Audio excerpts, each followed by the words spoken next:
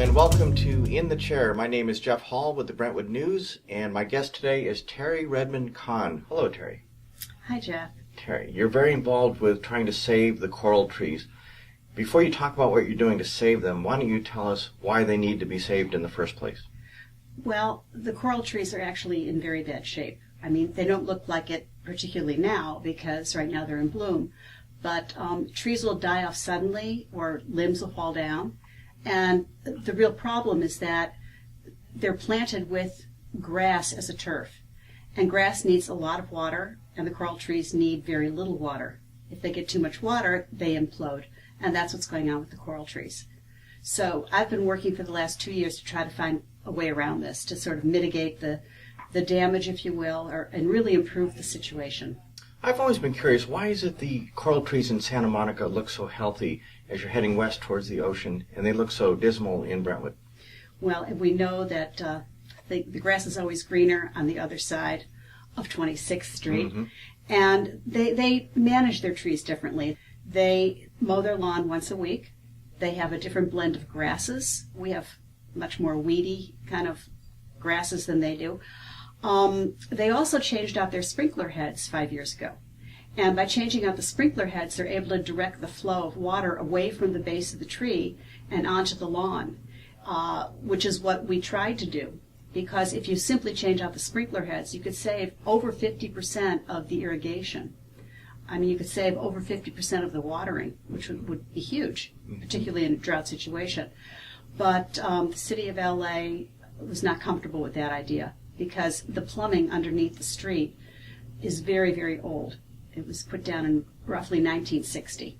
So their concern is that by changing out the sprinkler head itself, it would put too much pressure on the pipes below, and there would be some kind of a underground explosion, and they didn't want to have that kind of a mess on their hands. Now, there are two plans in the works, as I understand it. Could you describe them for us, please? Yeah, one is very interesting. It's sort of a meandering path. There's several different kinds of plantings along the sides, and there's more of a buffer between the street, because this is, again, in the middle of San Vicente, so you'd want to have some sort of a feeling that you're not sitting in traffic.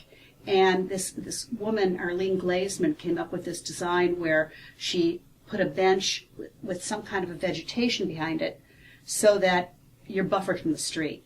And it has a lot of lovely elements on it.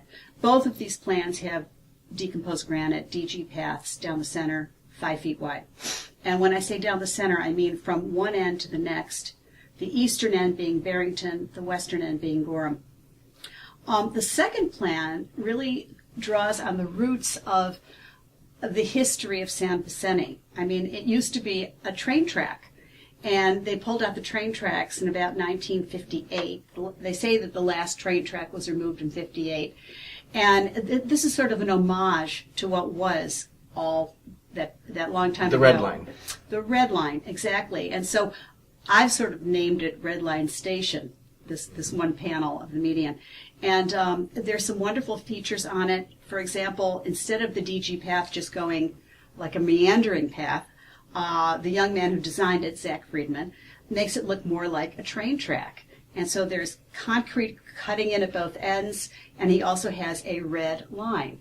So when we presented it to the neighbors last week, they loved that. I mean, it was imaginative, it was fun.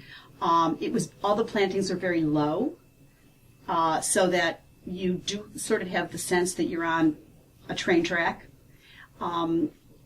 He used boulders instead of benches, things that had more of a natural feel. And neither of these plans are, I hate to say, set in stone, but what we have to do next is we have to actually go to the city. And I'm in the middle of filling out the adopted median application right now. It's kind of long and arduous. And there's a woman from the city who walks me through it. And after we have completed that step, then we actually go to a fellow who's the head of street services, Robert Gutierrez, and he will approve our plan or not, or maybe approve pieces of one plan and pieces of the other plan. So we really don't know what the final design will be. And who will pay for all this? Hopefully donations. I mean, we're going to need some neighbors that have an interest in doing this kind of thing. How much will be required, do you think? That's part of what's going to go into the design. I mean, I've been told that a DG pathway could be very, very expensive. We might have to just plant initially and come up with a DG path later, depending on cost.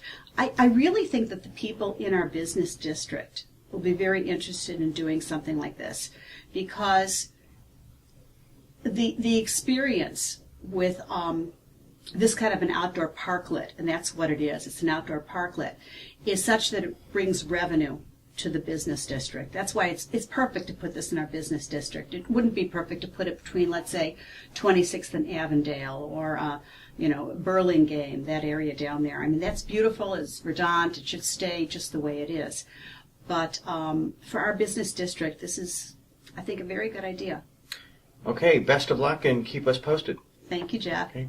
And keep coming back to westsidetoday.com to see who is in the chair.